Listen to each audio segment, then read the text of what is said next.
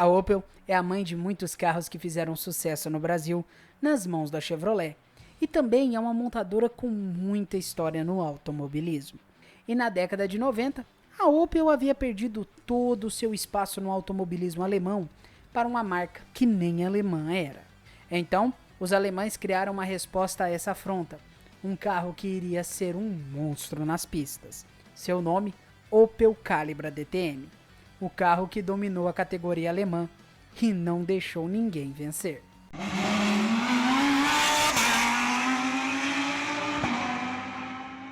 O Calibra não foi o primeiro veículo da Opel no DTM. No final da década de 80, a Opel tinha o Ômega correndo na categoria alemã. Mas o Ômega já não era competitivo o suficiente para conseguir acompanhar o novíssimo Mercedes-Benz 190e DTM e o BMW M3 DTM, que nesse período dominou a categoria alemã. Logo depois veio o carro mais dominante da DTM naquele período. Seu nome, Alfa Romeo 155 V6 Ti DTM. E enquanto tudo isso acontecia, a Opel e a Vauxhall se uniram à Lotus e criaram o Calton, que era uma versão super aprimorada do Ômega original, justamente com o intuito de ser um adversário ao Mercedes 190e DTM, BMW M3 DTM e Alfa 155 DTM. Mas logo a Opel percebeu que era muito caro tentar um projeto de um carro de corrida em cima de uma plataforma tão antiga como a do Ômega, pois seus adversários estavam cada vez mais implementando novas tecnologias a seus veículos. E no caso do Ômega, implementar essas tecnologias a uma plataforma tão antiga seria algo muito caro. Então, surgiu a chance de ouro para a Opel.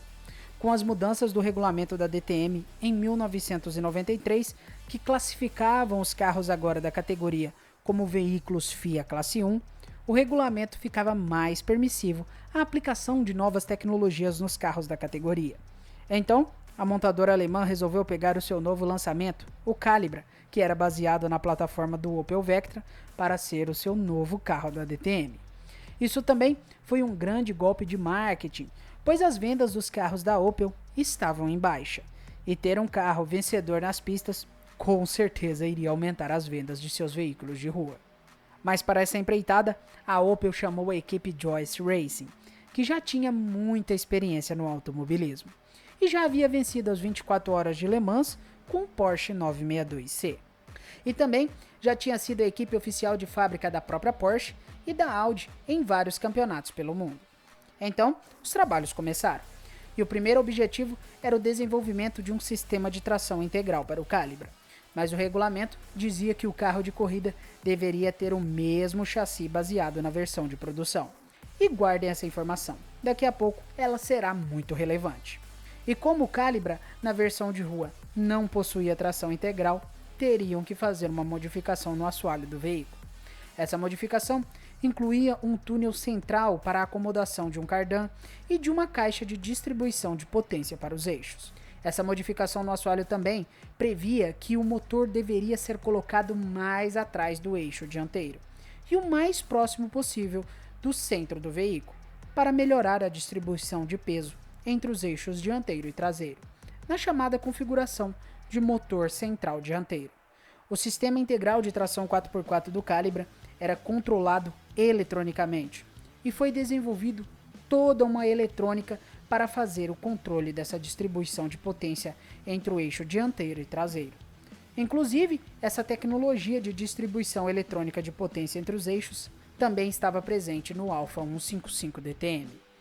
Mas um detalhe interessante é que o regulamento determinava que o carro de corrida deveria ter o mesmo sistema de tração presente no veículo de rua. Lembram-se que eu pedi para vocês guardarem a informação do sistema de tração 4x4? Então, a Opel lançou uma versão especial do Calibra com tração integral 4x4. Essa versão só foi vendida na Europa e hoje é considerado um dos Calibras mais raros de todos. Foram produzidos menos de 10 mil unidades e atualmente só 5 mil estão em um ótimo ou em um bom estado de conservação.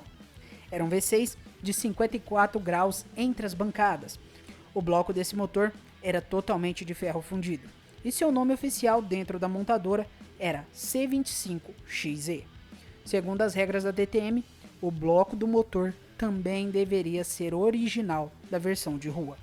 Então, a Opel teria que fazer esse motor ser eficiente, mesmo sendo muito mais pesado que os outros motores da categoria. Naturalmente, na versão de rua, ele tinha 2,5 litros, e isso teria que se manter para a versão de corrida por restrições de regulamento. Então, entra na jogada a Cosworth, que modifica todo o motor e o cabeçote. Novos pistões forjados de titânio foram usados, juntamente com um novo virabrequim, também em titânio.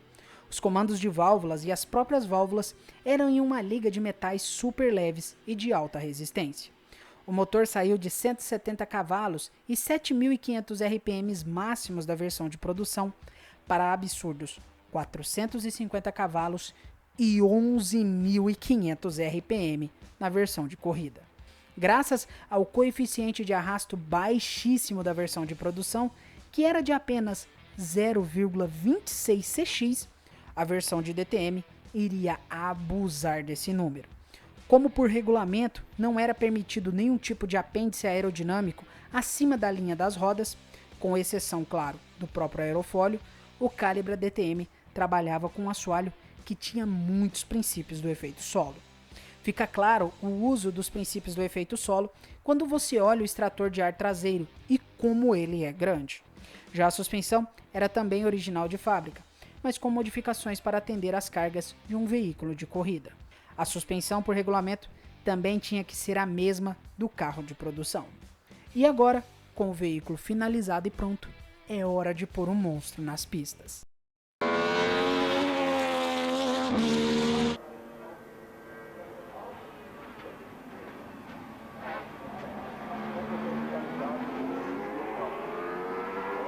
A estreia do Opel Calibra DTM, ou Opel Calibra Touring Car, foi na etapa final da temporada de 1993 do DTM.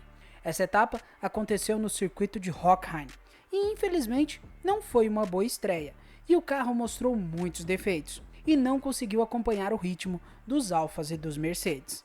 O motor também apresentou muitos defeitos e a potência de 450 cavalos, mesmo sendo equivalente à dos outros carros do grid, não era o suficiente para conseguir fazer o Calibra ter o mesmo rendimento de seus adversários. Muito por conta do motor ter o bloco de ferro fundido, o que deixava o conjunto muito pesado. Já para a temporada de 1994, a Cosworth aprimorou o motor. Agora ele rendia 13.000 RPMs e 470 cavalos. Já na carroceria, também houveram mudanças. A versão anterior mantinha ainda a mesma estrutura frontal do carro original de rua. Mas por uma brecha de regulamento, a Opel viu que não era necessário que o veículo de corrida tivesse a mesma estrutura frontal da versão padrão de rua. O que o regulamento dizia era que mantivesse as mesmas dimensões do veículo original. Então, toda a parte frontal foi trocada por uma peça única de fibra de carbono, agora montada sobre uma estrutura de aço tubular unida à estrutura monobloco original. Isso reduziu o peso do carro total, o que fez também o veículo melhorar o seu desempenho. Com a Joyce Racing sendo a representante oficial da equipe de fábrica da Opel e mais alguns outros carros inscritos por equipes privadas, o campeonato de 1994 não foi fácil para o Calibra. Mesmo com essas melhorias feitas de 93 para 94, o carro ainda apresentava um ritmo de prova inferior a seus adversários. Nessa temporada, tivemos uma única vitória e 2 quintos lugares e 3 sextos lugares. Ainda conseguiram na etapa final um terceiro lugar.